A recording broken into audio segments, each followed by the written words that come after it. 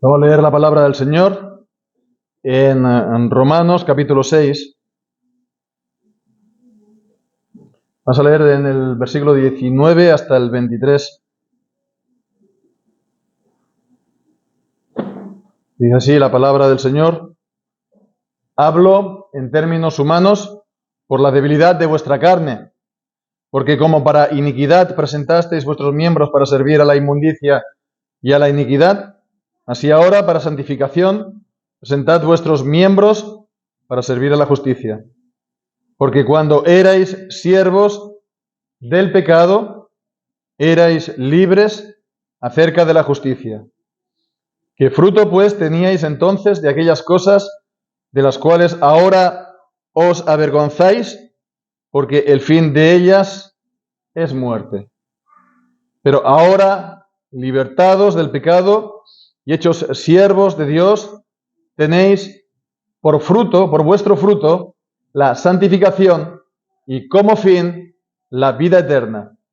Porque la paga del pecado es muerte, mas la dádiva de Dios es vida eterna en Cristo Jesús, Señor nuestro. Amén. Y el Señor bendiga su santa palabra. En esta vida, pues no faltan decepciones que nos podemos llevar por tantas situaciones, ¿no? Por tantas esperanzas que uno se haya podido hacer y al final pues se frustran, y también incluso pues a veces también las personas, ¿no? Incluso las personas de lo más allegado, del círculo más íntimo. Entonces parecería como si esto de decepcionarse formara parte de la vida, formara parte de la esencia, por así decirlo, del ADN de la vida, el decepcionarse. Y de hecho es así. De hecho es así. La vida de los hombres se puede ver como la historia de una inmensa, gigantesca decepción desde los orígenes. Desde el primer pecado de Adán ha sido una gigantesca decepción.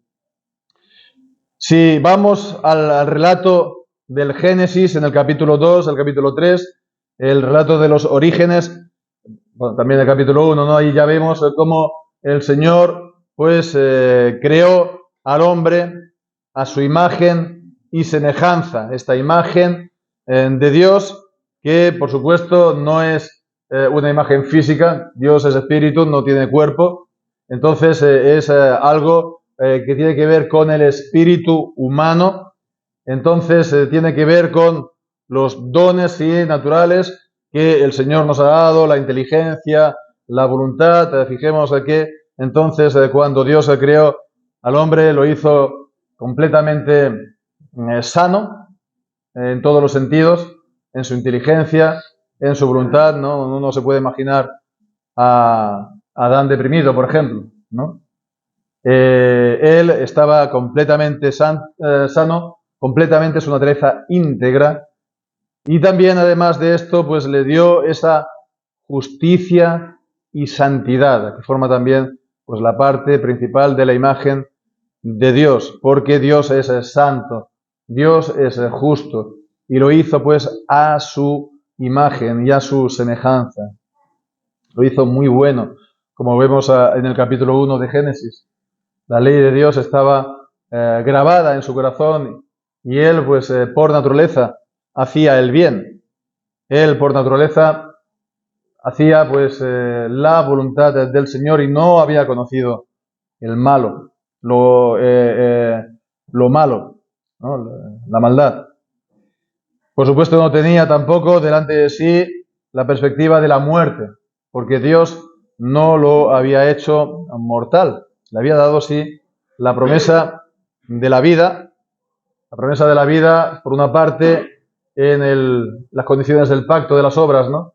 En ese mandamiento que le dio, esa prohibición de comer del fruto del árbol del conocimiento del bien y del mal, estaba pues encerrada también esa promesa de que si no lo hacía viviría para siempre, pero era también la promesa que positivamente transmitía el segundo árbol, el árbol de la vida. Entonces no es de que el estado de Adán en el Edén hubiera sido entonces un estado de permanente provisionalidad, ¿no? Para siempre. Llegado, pues, después de haber pasado ese tiempo, esa prueba, pues entonces él habría tenido entonces derecho de tomar del árbol de la vida y vivir para siempre. Bien, pues entonces, ¿cómo pecó? Pues entonces Dios lo expulsó del paraíso y le prohibió el acceso al árbol de la vida. El hombre fuera del paraíso y el árbol de la vida en medio del paraíso de Dios, el hombre no tuvo pues más acceso a la vida. Entonces allí vemos, el hombre se dejó engañar por la serpiente, el diablo que lo tentó, ¿no? Lo tentó a ser como Dios. Y bueno, pues teniéndolo todo, pues lo perdió todo. Es como aquellos que lo tienen todo y se lo juegan todo a una carta, ¿no? Y normalmente siempre eso sale mal y lo pierde uno todo. Aunque claro, uno lo hace pensando que sí, que le va a salir todas las cosas bien y le van a salir las cosas de cara. Pero al final, pues es para recibir esa decepción. Esa decepción que si fijémonos, nos fijamos, la palabra decepción también significa engañar. Entonces, el hombre se dejó engañar por el diablo y pues entonces recibió esa enorme decepción por el engaño del diablo, que le dijo que iba a ser como Dios, sabiendo el bien y el mal. El bien lo sabía él por naturaleza, el mal no lo había conocido él por experiencia. Pero, sobre todo, la gran tentación, creo, aunque no está expresamente escrito, pero a la luz de la Escritura, creo que la gran tentación que tuvo allí de ser como Dios era el de alcanzar la vida por sí mismo.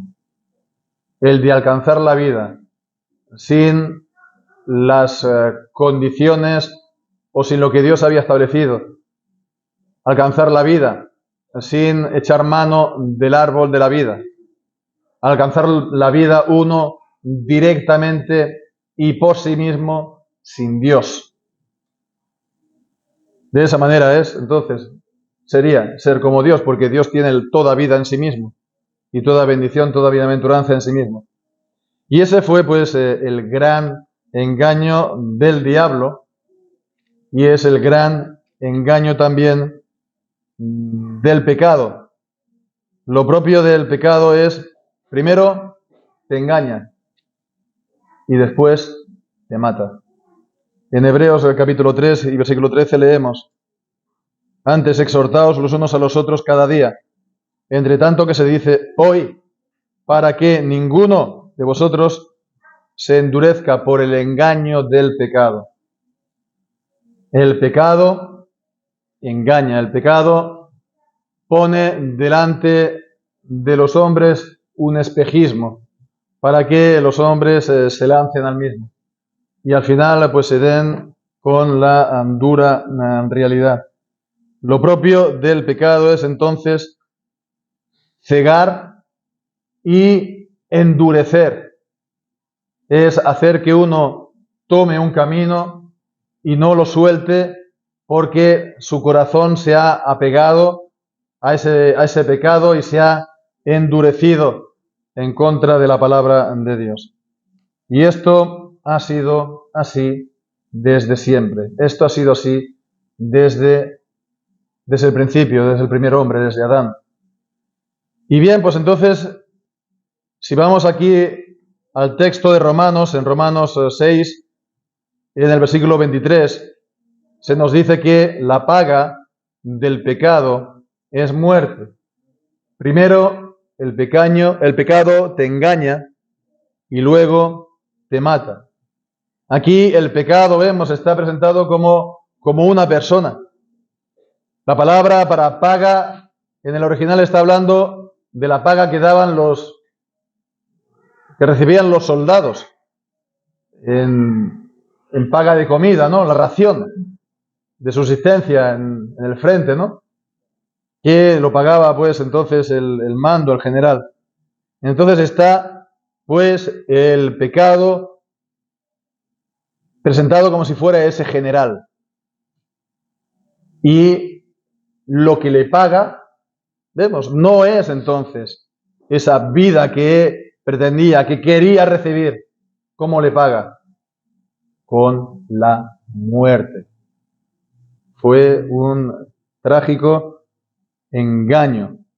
El pecado engaña y mató. También dice el Romanos 7, versículo 11, porque el pecado, tomando ocasión por el mandamiento, me engañó y me mató. El pecado engaña y luego mata. En vez de darnos la vida que nos promete, ¿cuál es la paga que nos da? Este engaño, la muerte.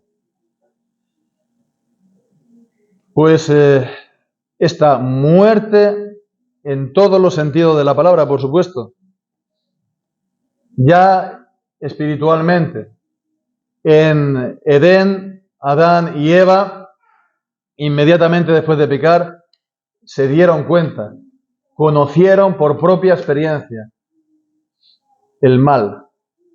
Antes conocían el bien por naturaleza, el mal no lo sabían por experiencia. Ahora lo sabían por propia experiencia, sabían que estaban desnudos, que no tenían pues ninguna excusa delante de Dios y trataban también de esconderse de su presencia. Y eso también les afectó a ellos. Entonces vemos aquí ya entró la muerte espiritual, porque mientras Adán y Eva no habían conocido el pecado, estaban pues, eran justos y santos y andaban en comunión con Dios.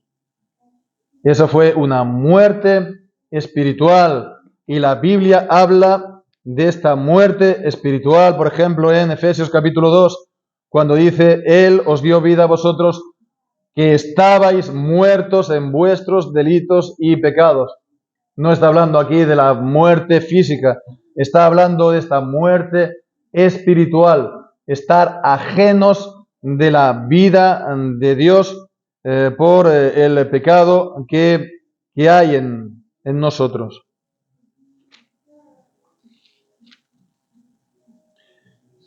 Pues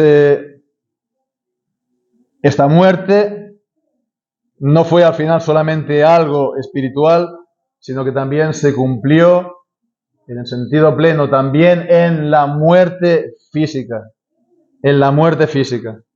que es la gran tragedia de la humanidad, que es el gran escándalo para los hombres. Esa muerte que es lo más universal que hay bajo el cielo. Nos dice Romanos capítulo 5, versículo 4, que la muerte reina de manera pues soberana. Romanos capítulo 14, 5, 14 dice, no obstante reinó la muerte desde Adán a Moisés y reinó incluso en los que no pecaron a la manera de la transgresión de Adán, el cual es figura del que había de venir. Reinó la muerte. Y en Hebreos capítulo 2 se nos habla del imperio de la muerte. Del imperio de la muerte y de aquel que tiene el imperio de la muerte, que es el diablo. Y tiene el imperio de la muerte por el temor que los hombres tienen a la muerte. Porque ellos fueron creados con el deseo de la inmortalidad en su corazón, como dice la palabra en Eclesiastés. Y lo que ellos entonces nosotros, todos los hombres, no podemos entonces aceptar es que habiendo gustado la vida, pues esta vida tenga que acabar y tengamos que morir. Esto es el temor a la muerte. Y en Hebreos, pues, 2:14, en este texto que hemos citado, el que tiene el imperio de la muerte, el diablo, pues lo tiene ¿por qué? Pues por el temor a la muerte. Así que por cuanto los hijos participaron de carne y de sangre, él, Jesucristo, también participó de lo mismo para destruir por medio de la muerte al que tenía el imperio de la muerte. Esto es el diablo. La muerte, pues, es lo que reina en esta vida. Por eso nos dice Romanos que la creación entera está sometida a vanidad, porque toda ella lleva impresa esta marca de la muerte. Podemos leer todo el capítulo, por ejemplo, 14 de Job, un pasaje tremendo, ¿no?, que enseña pues con toda claridad cómo es la vida en este lado de la caída del pecado de Adán.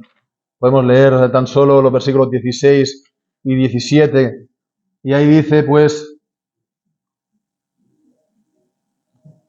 ahora me cuentas los pasos y no das tregua a mi pecado, tienes sellada en saco mi prevaricación y tienes cosida mi inequidad.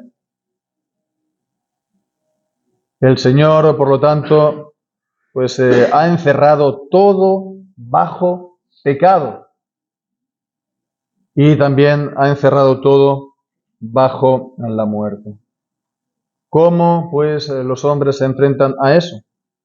¿Cómo se enfrentan los hombres a eso? Pues por supuesto la reacción más común es intentar pensar en eso. La gente no habla, ¿verdad?, mucho de la muerte en general, ni siquiera de su propia muerte. Sería visto como algo un poco extraño, ¿no?, fuera de lugar. La gente no trata de pensarlo, aunque es algo que siempre está pues presente. Y también, sobre todo, pues la idea es la de intentar disfrutar al máximo de esta vida, intentar sacarle todo lo posible, ¿no? En Isaías capítulo 22 y versículo 13, pues está hablando de esto en el sentido de los placeres, ¿no?, de la comida, de la bebida.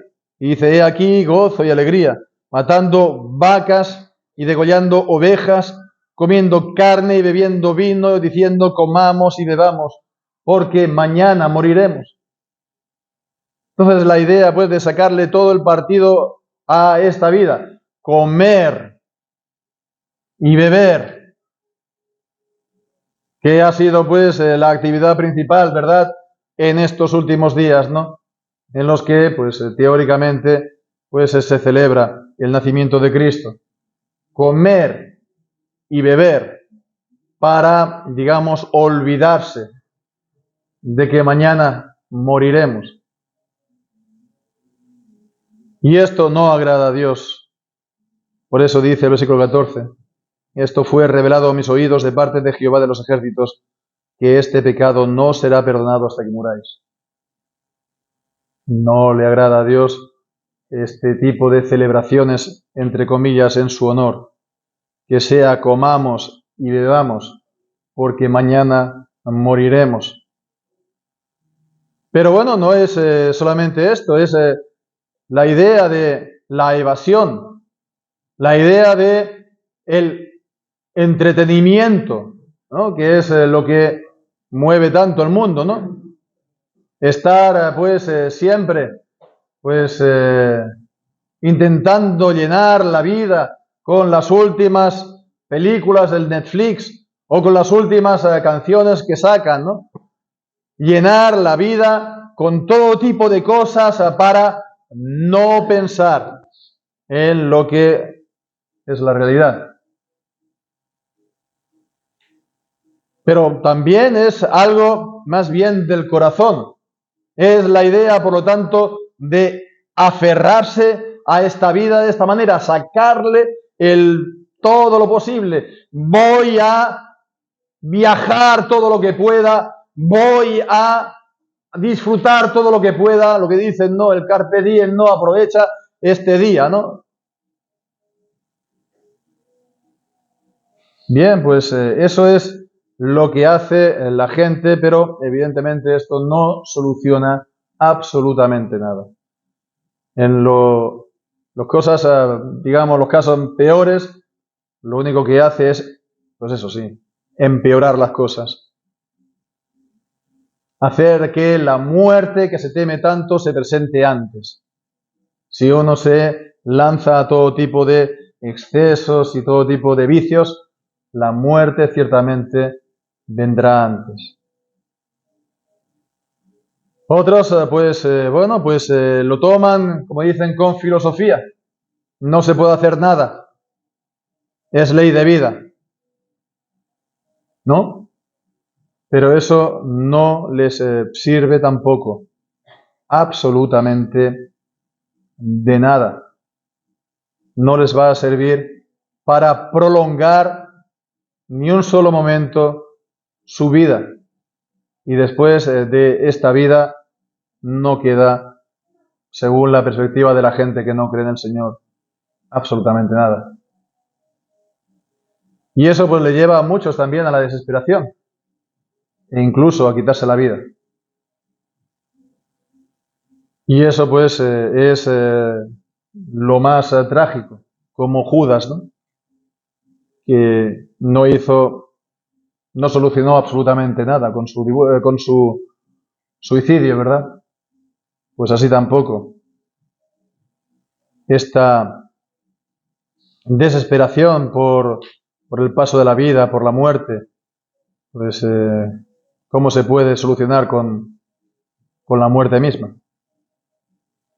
La única manera de solucionar esto es poniéndose en buena relación con el Señor. Lo que ha estropeado todo ha sido el pecado. Lo que se tiene que solucionar entonces es el problema del pecado.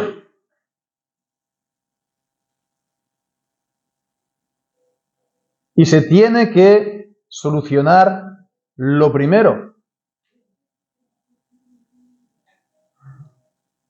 Porque si tú le dices a la gente, oye, ¿tú quieres vivir para siempre? ¿Qué te van a decir? Por supuesto, sí, ¿no? ¿Dónde hay que firmar? ¿Qué es lo que hay que hacer? ¿No? Y bueno, pues le dicen, no, pues mira, si tú bebes de este santo grial, ¿no? O si tú vas de peregrinación, no sé, a la Antártida, y si vuelves, si tú haces aquí la mayor de las proezas y vences al dragón, tendrás esa vida eterna. Y la gente, pues aunque sea por probar, lo hace. Pero fijémonos que eso es lo mismo que quería hacer Adán en el Edén. Tener la vida independientemente de Dios por sí mismo y no en las condiciones que Dios ha establecido. Y para tener la vida, primero hay que solucionar lo que ha traído la muerte, que es el pecado. Y el pecado solamente se puede solucionar por Jesucristo. De hecho, Jesucristo es la solución al pecado. El mismo nombre Jesús significa Jehová salva, porque Él salvará a su pueblo de sus pecados. Jesucristo es la solución de Dios, así que si alguien quiere tener vida, lo primero que tiene que hacer es conocer a Jesús e ir a Jesús y tener a Jesús en su vida. No estar él fuera o ser un extraño o un extranjero a Jesús. Porque, volviendo aquí a Romanos 6:23, ¿qué nos dice? La dádiva de Dios es vida eterna. Sí, vida eterna. En Cristo Jesús, Dios nuestro. Es el don de Dios en Cristo, estando en Cristo por medio de la fe, estar unidos a Él. Y eso es lo más importante. La vida eterna se recibe a través de Jesucristo, y para eso pues hemos de, como hemos dicho, ver las cosas como son, la vida como es, la muerte también, y lo que ha traído todo, que es el pecado.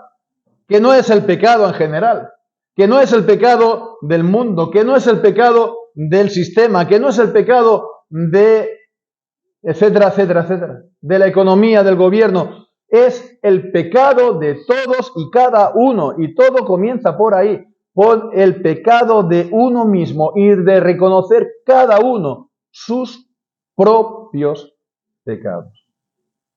Eso es lo primero y eso es lo principal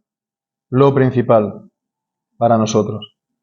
Pues que el Señor nos bendiga, que podamos tener todas estas cosas presentes en nuestra mente y nos ayude también en esta meditación para esta preparación de la cena de este fin de semana.